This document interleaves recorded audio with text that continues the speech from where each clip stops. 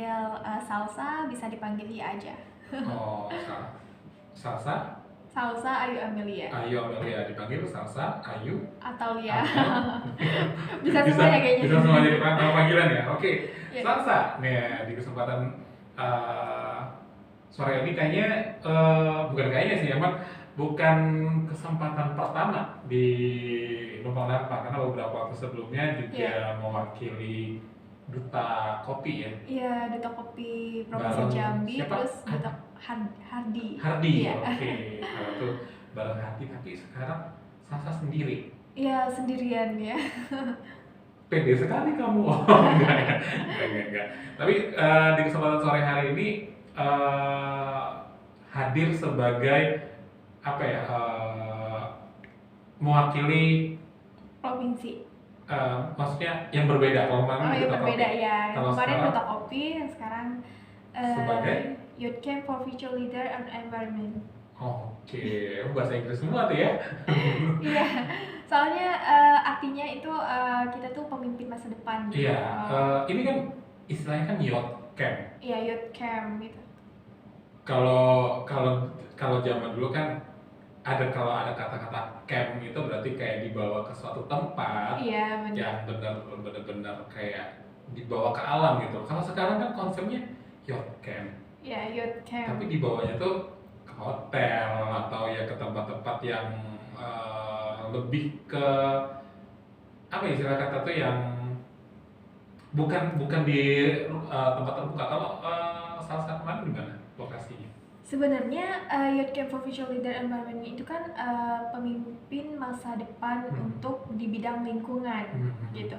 Jadi memang seperti yang Bang Angga bilang tadi itu kita ke alam juga, Alam gitu. juga Bukan tuh, hanya di hotel aja, Oke, karena tapi ke alam juga itu. ke alam juga karena ada beberapa waktu, tapi kayaknya bukan yang ini deh kayaknya yacht camp sejenis yacht camp juga tapi agak lupa.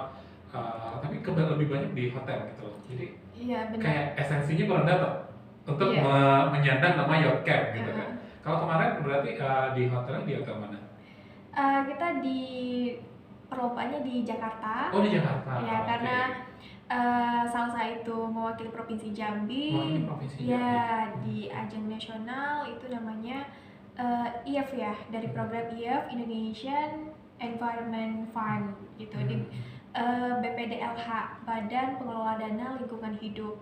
Nah, Badan Pengelola Dana Lingkungan Hidup ini itu di naungan Kementerian Keuangan.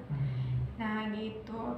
Jadi kita di sana sebelumnya diseleksi dulu, baru bisa lanjut ke Youth Camp ke Jakarta gitu. Jadi diseleksi dulu secara online gitu kan. Lalu setelah berjalannya waktu, kebetulan namaku di sana lulus gitu sebagai Youth Camp for Future Leader Environment tadi gitu. Dan alhamdulillahnya diberangkatkanlah ke Jakarta untuk menemukan permasalahan yang ada di Indonesia khususnya gitu kan, di bidang lingkungan. Lalu di sana hotelnya itu ada beberapa hotel sih, ada Hotel Ibis yang pertama, terus yang kedua di Hotel Peak ya. Terus kita lanjut ke itu kita nginep aja sih sebenarnya gitu. Paling di sana kita diskusi di dalam ruangan khusus gitu kan, kayak FGD gitu, di focus group discussion gitu. Namun setelah kita diskusi tentang lingkungan, kita di sana menyatu ke alam yang seperti Bang Angga bilang tadi gitu. Salah satunya mengunjungi beberapa tempat, misalnya mangrove ya, yang seperti kita tahu mangrove itu banyak alamnya lebih dekat gitu ya kan. Lalu kita mengunjungi beberapa tempat wisata seperti ya keliling-keliling gitulah sama alam yang ada di Jakarta gitu. Oke. Kalau misalnya ini kalau boleh tahu nih, fokus dari Youth Camp for Future Leader ini sendiri apa? Maksudnya apa yang jadi fokus kalian gitu? Oh, fokusnya ya. Kalau fokus dari pemilihan Youth Camp for Future Leader Environment ini tuh kayak kita sebagai mencari pemimpin masa depan gitu di bidang lingkungan. Bidang lingkungan. Iya. Oke. berarti Jadi kata kuncinya di bidang ya di lingkungan. bidang lingkungan gitu. Mencari pemimpin gitu kan, sosok kayak seperti duta lah gitu kan, tapi kita lebih menjadi influencer untuk mempromosikan atau mengempanyekan kegiatan di sekitar lingkungan gitu. Berarti ini kan Salsa mewakili Provinsi Jambi. Iya, mewakili Provinsi Jambi. Dari Jambi ada berapa orang? Dari Jambi terpilih itu 2 orang. Ada temanku yang dari Universitas Jambi ya. Ya, dari Universitas Jambi. Terus aku dari Institut Muhammad Azim Jambi. Oke, yang dari Unja cowok cewek? Cewek juga. Cewek juga. Oke. Sepertinya saya pernah mewawancarainya karena saya baru ingat temanya lingkungan. Iya, temanya lingkungan. Tapi agak lupa sosoknya seperti apa karena acara numpang nama tiap hari. Iya. Jadi kalau mungkin temannya berjilbab juga enggak? Enggak sih. Enggak ya? Iya, Oke, enggak. berarti salah. Tapi kayaknya mengingat berarti. Tapi kayaknya dia belum pernah deh diajak ke sini. Belum pernah. Iya, atau mungkin dia angkatan sebelumnya atau kalau Salsa sendiri angkatan? Ini kebetulan katanya angkatan pertama. Angkatan pertama. Ya. Oke. Rasanya iya. Pernah, tapi nggak lupa siapa orangnya. Oke, jadi temanya adalah lingkungan. Bagaimana mencari pemimpin yang muda bisa yang peduli lingkungan. Peduli terhadap lingkungan ya. Karena Indonesia memang kita tahu di sini punya banyak resource, tapi pengelolaannya yang terkadang kurang memperhatikan dampak lingkungan. Kita tahu, oke lah, dengan alasan alih fungsi hutan untuk menggerakkan roda perekonomian, tapi dampaknya setelah itu adalah banjir bandang dan sebagainya. Nah, tapi ini juga jadi concern kalian nggak ketika kalian melakukan diskusi-diskusi tersebut? Maksudnya gini, Indonesia memang punya lahan yang luas, punya kita punya hutan-hutan yang luas, walaupun statusnya adalah kebanyakan hutan lindung atau hutan konservasi. Yeah. Tapi belakangan ini banyak perambahan baik ilegal atau atas izin pemerintah. Nah, ini jadi concern kalian nggak di situ? Ya, kita konsentrasinya di sana sih. Jadi sebelum kita di seleksi itu ada pengajuan kayak tema programnya, itu salah satunya itu pembangunan berkelanjutan, terus pengelolaan sampah, konservasi, sumber daya alam dan ekosistem gitu kan, pengendalian perubahan iklim, perhutanan sosial, pemanfaatan energi baru terbarukan, lalu penegakan hukum untuk perlindungan lingkungan hidup. Jadi di sana waktu itu aku lebih fokus ke pengelolaan sampah gitu. Pengelolaan sampah. Ya. Nah, ini menarik nih. Soalnya memang belakangan ini sampah juga jadi salah satu hal yang cukup kritis juga di Kota Jambi khususnya. Karena bahkan info terakhir bahwa tempat pembuangan akhir untuk sampah Kota Jambi itu udah nyaris overload gitu. Nah, ini kan sampah menjadi dampak tersendiri gitu. Maksudnya ke depan cepat atau lambat bakal jadi bom waktu kalau tidak ditangani dengan baik. Nah, ini ketika pengelolaan sampah ini seperti apa ya? Maksudnya yang jadi pembahasan kalian, apakah mungkin cara pengelolaannya atau mungkin juga bagaimana mengedukasi masyarakat khususnya untuk mengurangi semacam foya-foya, maksudnya kan kita maksudnya gini loh, masyarakat Indonesia itu kan cenderung seperti dalam hal makanan, terkadang kita tidak makan semuanya, tapi kita membelinya dan akhirnya ketika tidak termanfaatkan ya udah buang gitu. Itu memang sepele, tapi bayangkan kalau ada 1.000 sampai 2.000 orang melakukan hal yang sama.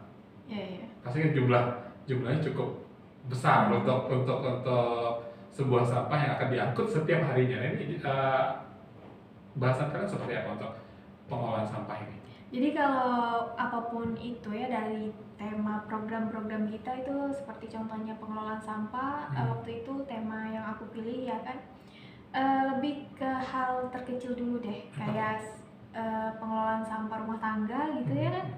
Karena kan sampah rumah tangga itu lebih banyak lagi malahan bisa jadi limbah, terus pencemaran lingkungan juga kan. Terkadang ibu-ibu rumah tangga itu lupa untuk membedakan mana organik, anorganik, dan lain semacamnya kayak biopori mungkin kan. Karena kan aku lihat sih di Provinsi Jambi itu jarang sekali masyarakatnya yang membuat lubang biopori, yang dimana lubang biopori itu bisa menyerap sampah seperti organik yang bisa diserap gitu. Dan juga sebenarnya dari lubang biopori itu sendiri bisa mencegah banjir gitu kan, karena dia menyerap tanah dan tidak merusak tanah gitu. Jadi fokusnya kita itu dari pengelolaan sampah. Memang kalau di Provinsi Jambi, kalau misalnya yang seperti Bang Angga bilang tadi, sampah kita overload ya.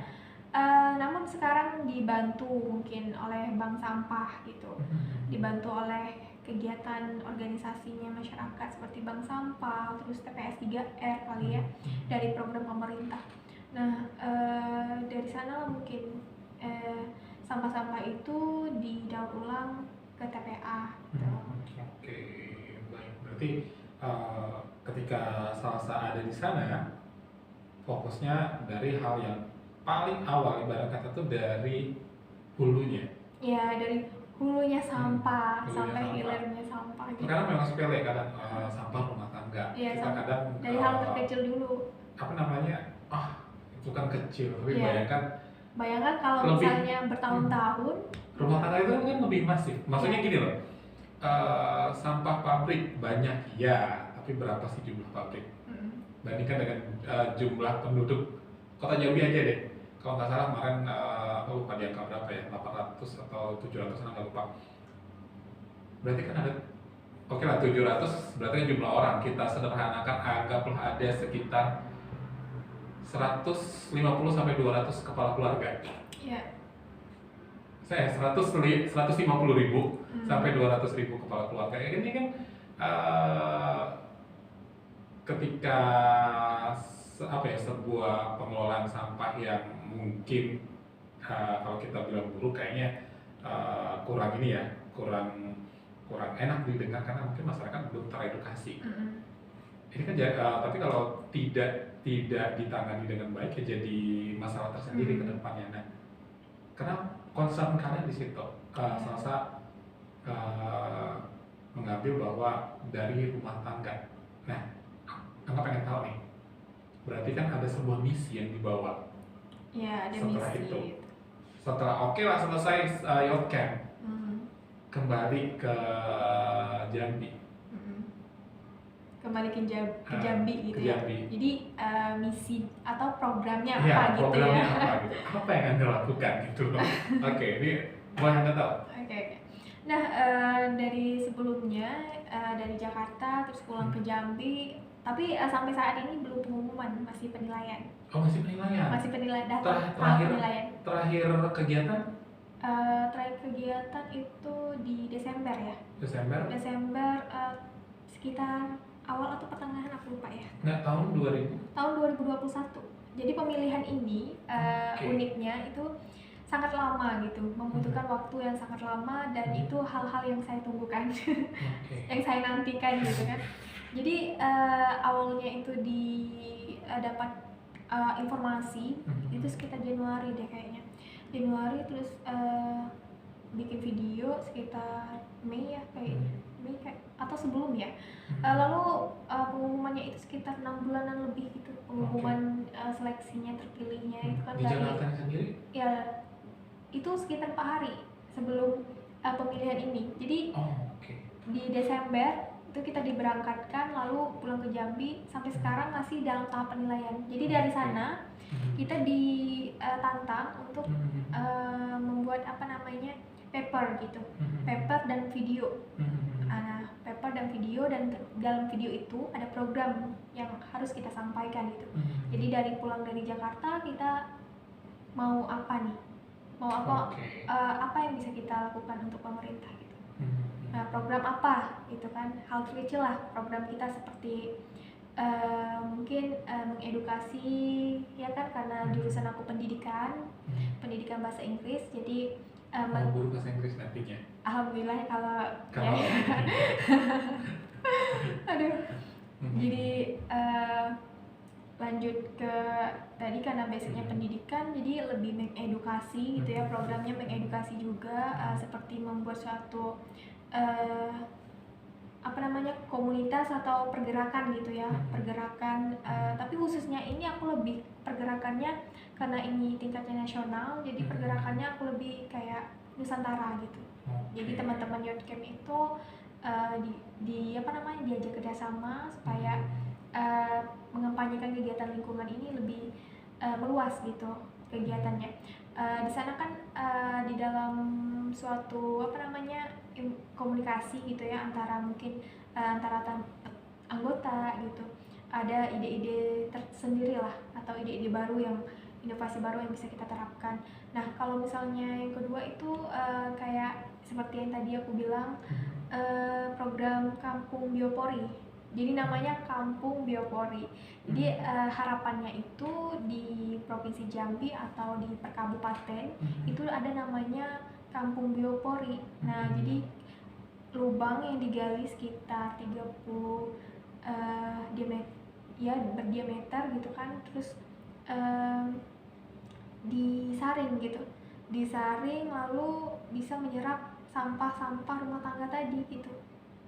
Nah, misalnya kayak organik tadi, sampah organik gitu. Dan ya tujuannya untuk mencegah banjir gitu. Terus yang ketiga itu ada program apa namanya ya, apa ya, aku hampir lupa, seperti edukasi juga tapi lebih ke kursus gitu. Kayak targetnya sih untuk anak-anak. Kalau yang tadi kan untuk ibu-ibu rumah tangga gitu. Kalau yang ini targetnya untuk anak-anak, karena kan kita mendidik anak-anak itu sejak dini gitu. Jadi memang menyasar Mengajak semua segmen. Ya jadi dari anak-anak sampai dewasa. Dan yang paling penting memang dari anak-anak kayak apa ya, semacam membentuk kebiasaan. Membentuk habitsnya gitu. Emang kelihatan nih guru bahasa Inggris ya. Habit. Oke deh. Tapi kita tahan dulu, kita bakal lanjut lagi nanti. Kita break dulu sejenak, ini menarik sekali seorang salsa. Tapi nanti di sesi kedua aku pengen kenal lebih dekat dengan seorang salsa. Maksudnya di sini mungkin sahabat kreatif pengen tahu juga. Nah, ini tadi kita ngobrol udah panjang lebar terkait dengan program-programnya ya, khususnya terkait dengan pengelolaan sampah gitu. Bagaimana dari hal-hal yang kecil dulu. Ya, dari hal-hal yang kecil dulu. Tapi kalau menurut aku memang kita harus belajar dari hal-hal terkecil. Hal-hal kecil ya, karena hal-hal yang besar itu ya dimulai dari hal yang kecil. Benar sekali. Waduh. Oke, sobat kreatif, gimana pun tetap stay di Pro FM. Secara kreativitas kita akan balik lagi setelah yang satu ini.